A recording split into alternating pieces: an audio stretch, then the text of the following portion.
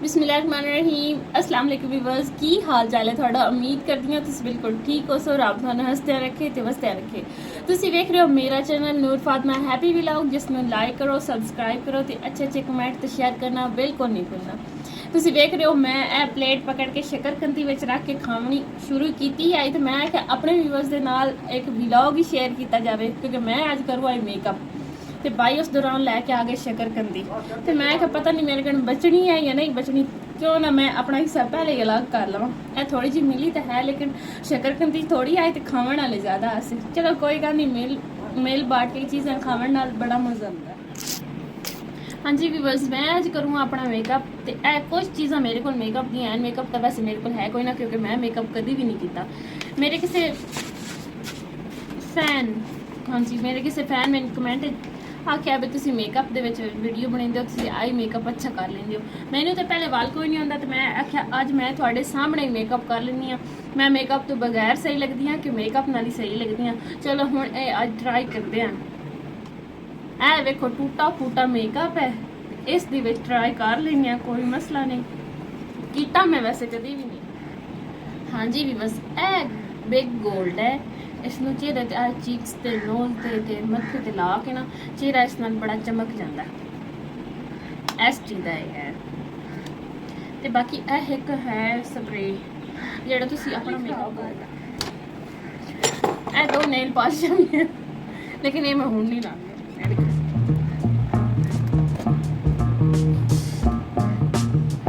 हाँ जी भी बस ए ट्राई तो करदी पई हुण पता नहीं किस तरह का होंदा है क्योंकि मेकअप जो है ना वो थोड़ा जहा है तो मेरा मुंह काफ़ी बड़ा है मैं मेकअप तो अपना थानू दिखाया ही कोई ना ए मैं हो चुकी हूँ ए मस्कारा हाँ जी ए मस्कारा है ए मैट लिपस्टिक है मैनू रेड कलर पसंद है बस मैं इसके अलावा और कोई कलर नहीं लेनी तो आईलाइनर के तौर पर मैं काली पेंसिल इस्तेमाल करती हूँ पता नहीं ये बात है कि सर मैं तेरी कोई नहीं भी टुटिया फुटिया पिया ए मेरी जी भैन कुड़ियाँ जी इतों तरह कर लेंगी ना रेड रेड कर लेंगी फेस ये वो चीज़ है लेकिन हूँ टुट गई कोई मसला नहीं बेस मेरा हो गया कंप्लीट तो मैं हूँ लानी आई शेड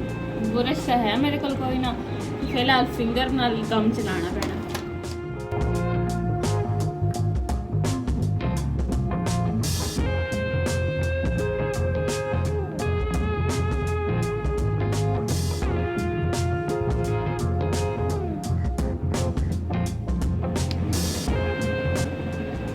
हाँ जी मेरा आई मेकअप हो गया कंप्लीट तो मैं हुण लगानी है लाइनर पेंसिल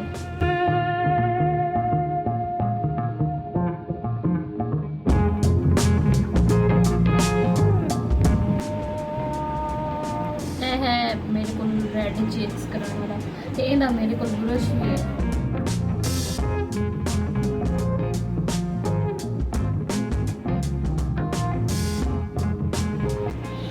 बस मेकअप आईज का तो सारा बेस कंप्लीट हो गया बाजी जरा कैमरा नज़दीक करके दिखाओ तो मैं हुण लानी लिपस्टिक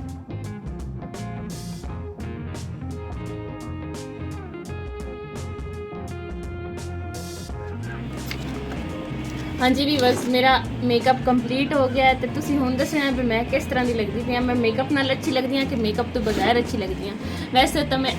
आई मेकअप कभी भी नहीं किया मैं फस्ट बार किया तो हुण तुसां ये दसना मैं किस तरह की लगती पई हाँ तो नाले हुण मैं अपनी शक्करकंदी भी खानी है क्योंकि पहले मैं रख दी है गर्म बड़ी आई फ्रिज से हुण मैं जो है ना खानी है। हाँ जी बस मेकअप हो गया मेरा कंप्लीट तो मैं खाधी शक्करकंदी जी बची हुई आई पहले ये हाई मैं पहले दसी भाई ये गर्म आई तो ठंडी की थी हाँ जी पहले दसी तो मैं हुणे खाधी ठंडी आई बड़ा मज़ा आया